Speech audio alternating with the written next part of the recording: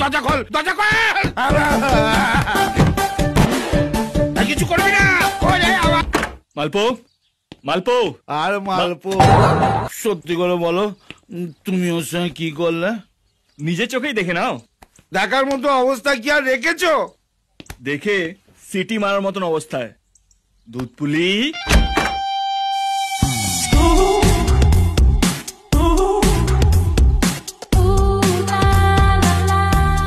জিনিসটা কেমন লাগছে? ফাটাফাটি, জমি ক্ষীর, পারফরমেন্স চলছি। চলো এবার যা হবে বাইকের পেছনে। শোনো না, বলছিলাম কি, এইরকম একটা চাদর চাদর কেটে আমারও একটা জামা কাপড় বানিয়ে দাও না, আমিও তাহলে সিনেমা দেখতে যাই।